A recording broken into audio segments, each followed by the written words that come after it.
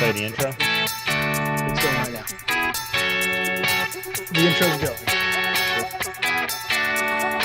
going. What's up, everybody, and welcome to the No BS Real Estate Show, a podcast that gives you an inside look on how to make smart financial decisions while adding value to your life.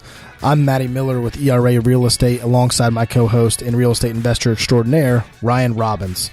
Whether you're a longtime investor or a first-time buyer, join us as we dig through the everyday bullshit of real estate.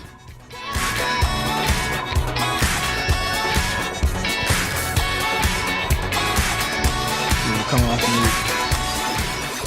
mute. 3, 2, and 1. Ryan Robbins, what's up? Matty It's Miller. Friday. It's Friday afternoon. Oh, it's a new episode, right? New Friday installment. New Friday That's where we're installment. This is the Friday bullshit episode. It's where Ryan and I are we're going to get together on Friday afternoons, preferably with a beverage of choice. Mine today is Golden Road Pineapple Cart. Mine Ryan, is like Hydro Flask bottle of water. You're making me look like a real degenerate. Yeah, well, you left that part out about drinking a beer, so I'm pretty sure I mentioned that last week, actually. Yeah, we may have talked about that. I did, but I'm going to drink my beer. It's cool. Okay. After this, I'm done. I'm getting hydrated. So Me too. Water and beer. there's water in beer, yeah. Yeah, that's what we're going with, right? It's going to All help right, these stories so- go down a little bit smoother, I'm sure. That's true. Well, again, this is an episode where Ryan and I are going to talk about one thing that we encountered pretty recently. We'll try to keep it, to the weeks, but we also don't want to include anyone that we're currently dealing with in story time that maybe made us mad, made us upset, thought they were ridiculous. Well, we haven't given a date away, so really no one knows when That's this is true. going down. Today is actually They know it's Friday. Today is March 14th. We are. This March is 14th, huh? This is today's March 14th.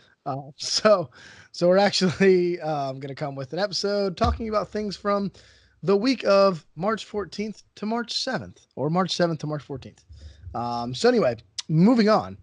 Well, the other thing that we always talk about doing in the beginning of these episodes that we don't do, this is episode 13, I think. This is episode 13, I believe. Episode Yes, 13. Episode 13. So Friday the 13th.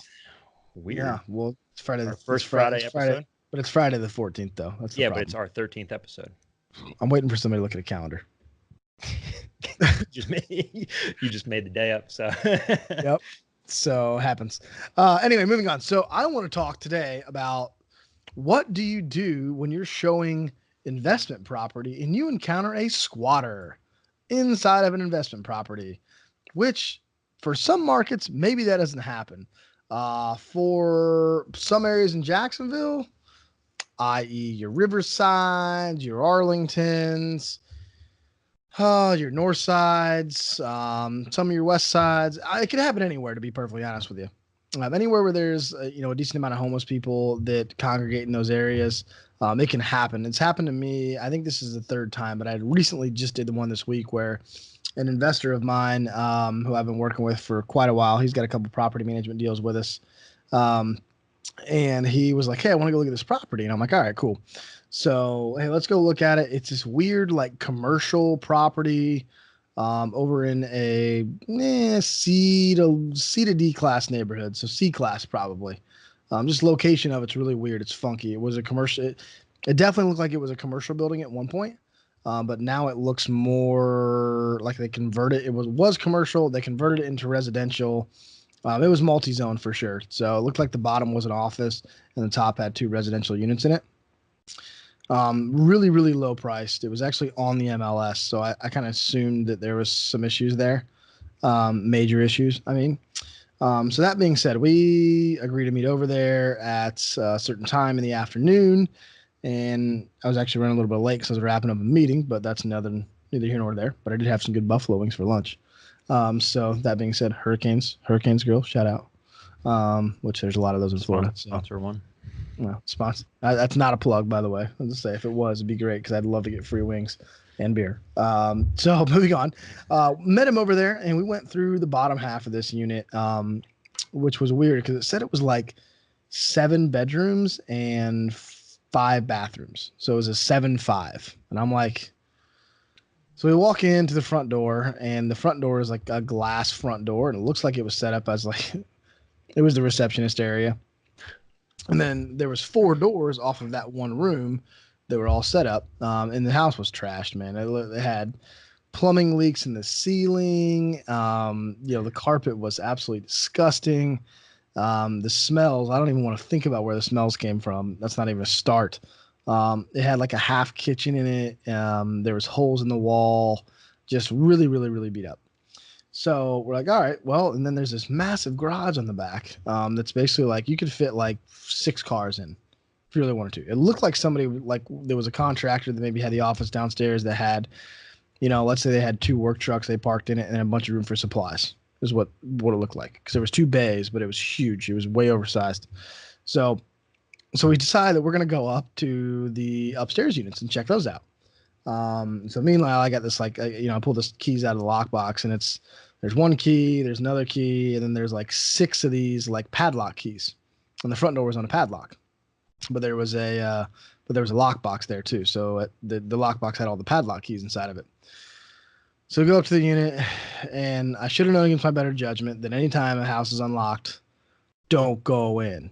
Okay. It screams there's something wrong with this unit.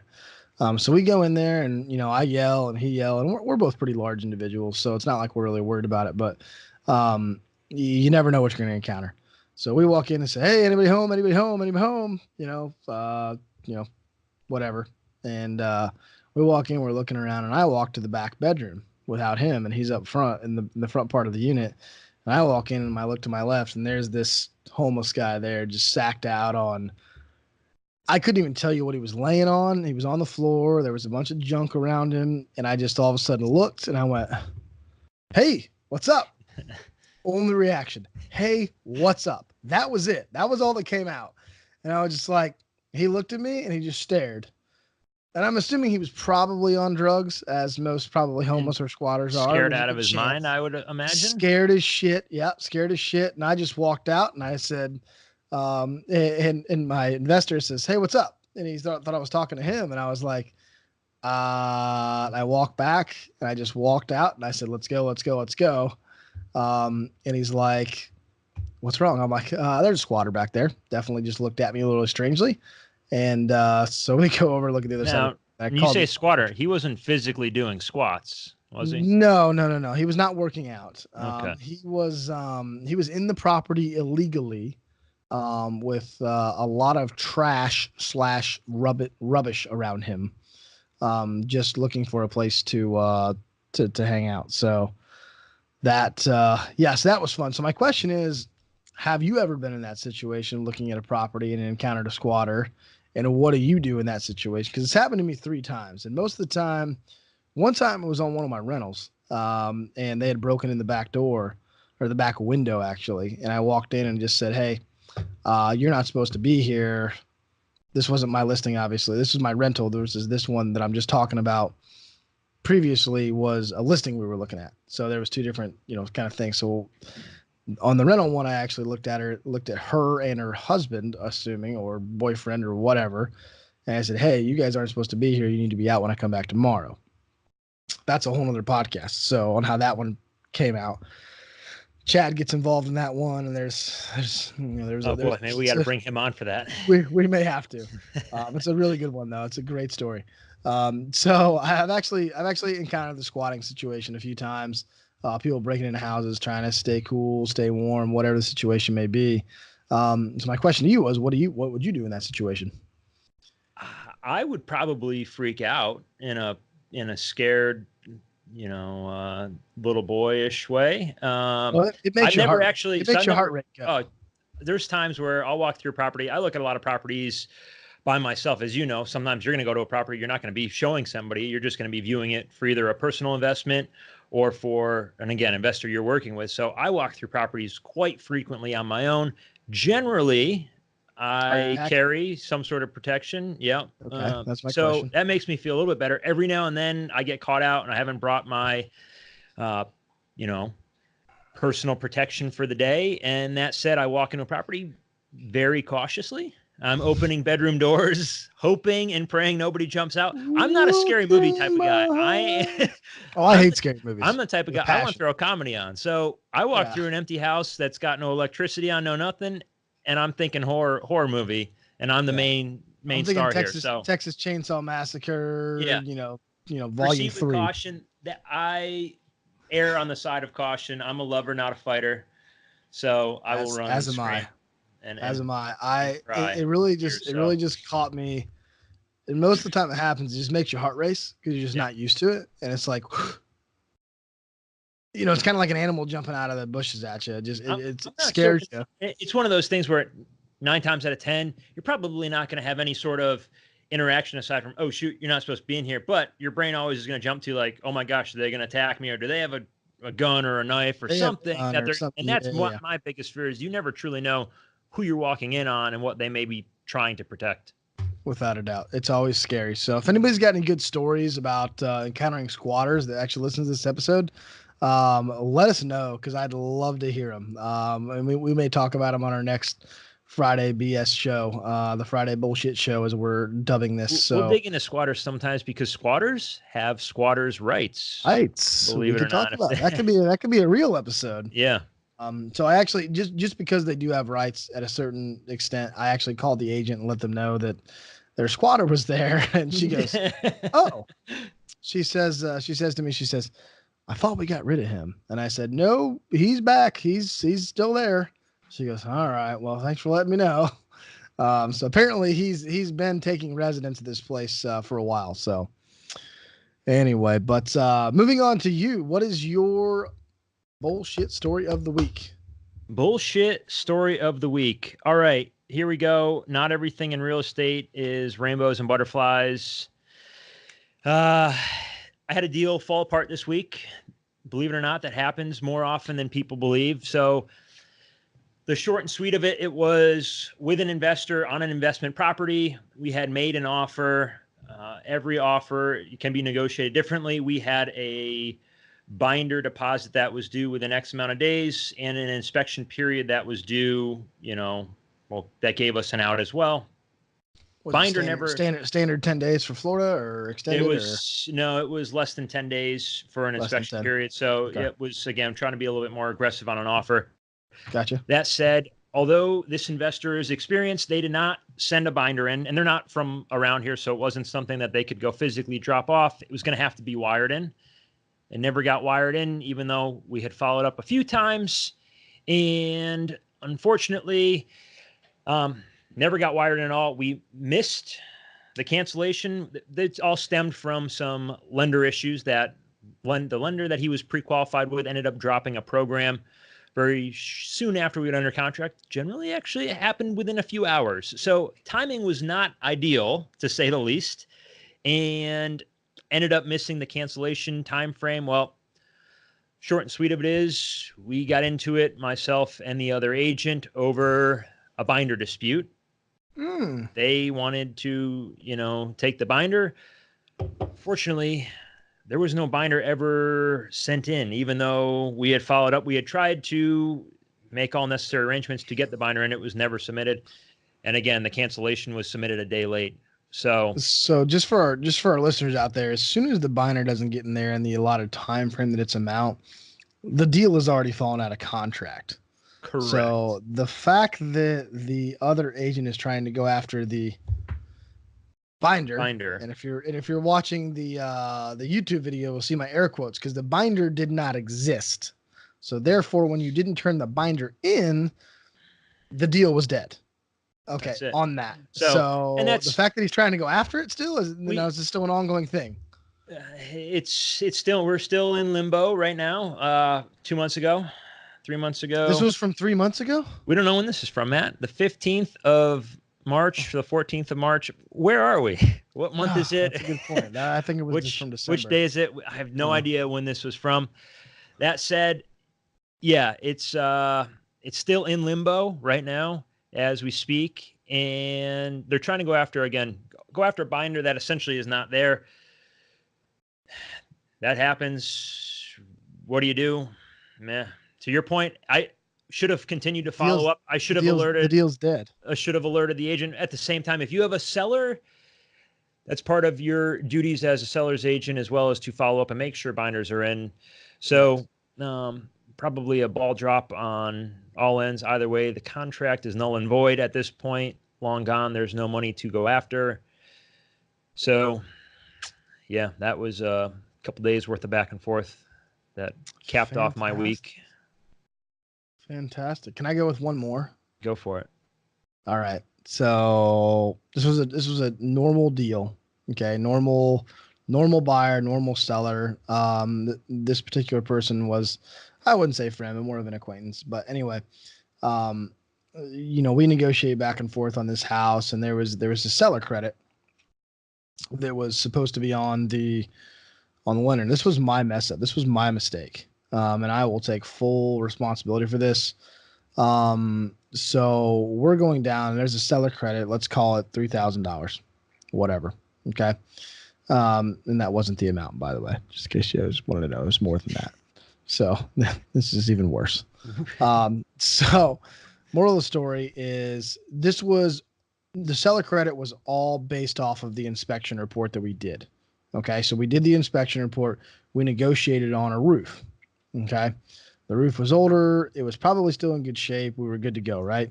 And you should know this story. So we've talked about this in the office the last couple of months. And this was a month or so ago. Anyway, whether I didn't do it, our TA didn't do it, or whoever didn't do it, no one ever turned in the amendment for the seller's credit to the lender. The other agent had it. I had it. We were the only two people to know about it. The title company went ahead and did the settlement statement. Okay. They did the final ALTA. They did the HUD. Okay. Didn't have it on there. Okay. We get the title statement or the settlement statement about less than 24 hours before closing. Realize the seller credit's not on there. The lender calls me and says, "Hey, was there supposed to be a seller credit on this?" And I said, "Yeah, I sent it to you." But you never did? She says, "I never got this." So I said, "Oh shit, we got some problem." So moral of the story is, after me spending basically up until about 9:00 that night and about 7 a.m. that morning, trying to get title to work it out, have the lender redisclose everything, we actually ended up closing on time. So there was a success story to this, which that was amazing, because if you'd asked me the night before if we were going to close that next morning, I'd have said no way in hell. No. Yeah. No way. So this is a situation for me that I get to learn that, hey, listen, no matter how many of these deals we've done, no matter how many processes and checklists and everything that we do, you still physically have to do what you said you're going to do. Yeah. And I didn't do that. I don't, again, we've still not proven. It comes down to a checks and balances. Our days get packed. We get going in 100 different directions, and it's easy. You've done it however many times you've done it. Yeah. 100 times, yet you're going to still miss it on the 101st. And if we would have closed without it, I basically would have ate my whole commission. Yeah. Bottom line. I just would have said, "Hey, that's my fault. Here's the $5,000. I am so sorry." I would have made zero money on the deal.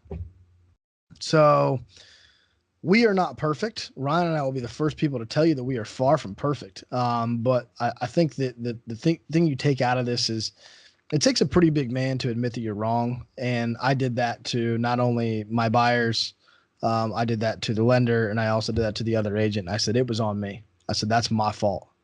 I am so thankful that the other people around me actually caught it, picked it up, and I caught it. So did the buyer as well. And I didn't tell the buyer that I caught it prior to her telling me that was the problem. So she probably thought it was my issue, which kind of sucks. I caught it, and then I went back because it was 3:00. I was on the road. I didn't really have a chance to look at the whole ALTA statement.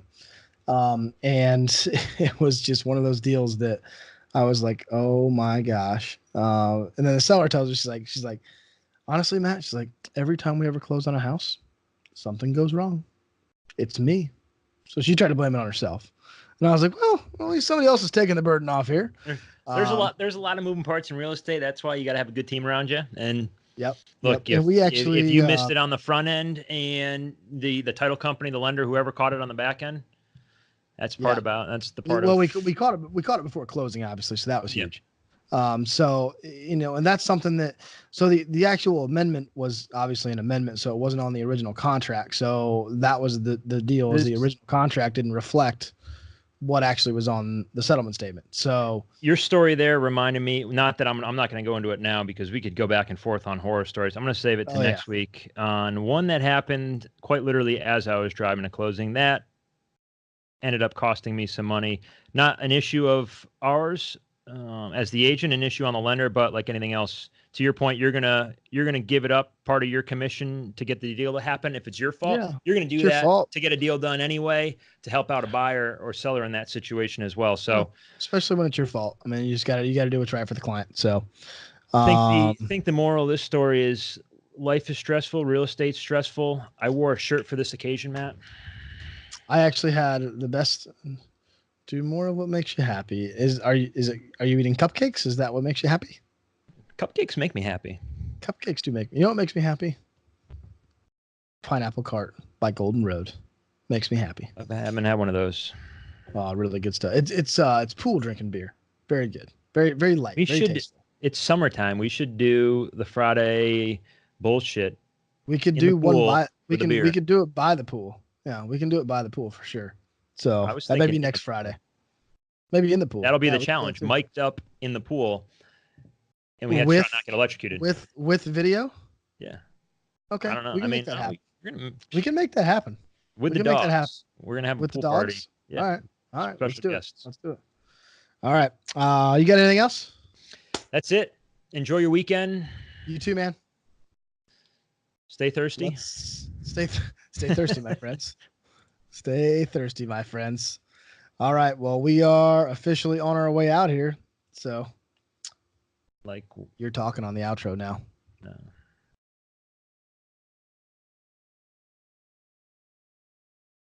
We're gonna stop that. I started that way too early. We should really have an editor. Started what way too early? The outro. Just hit mute, don't you? We started that out. I did, but we started it way too early. So we're still live right now. So if anybody's listening to our jackassery at the moment, we started the outro way too early. So we're gonna restart that. Oh. We're gonna say, hey Ryan, where do they find us at? Oh shoot, I forgot about that. Hey, we're back. Yep, we're back. Welcome to Bullshit Fridays, and this is exactly what we're dealing with. It's a lot of bullshit. So nobsrealestatepodcast.com. That's it.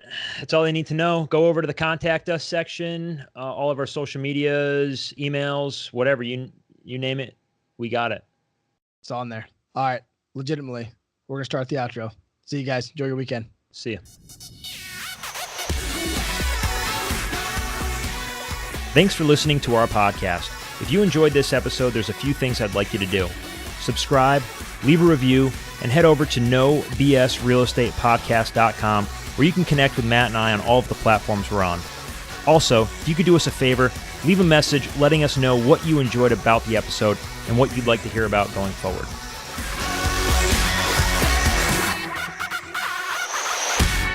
Publish this bitch.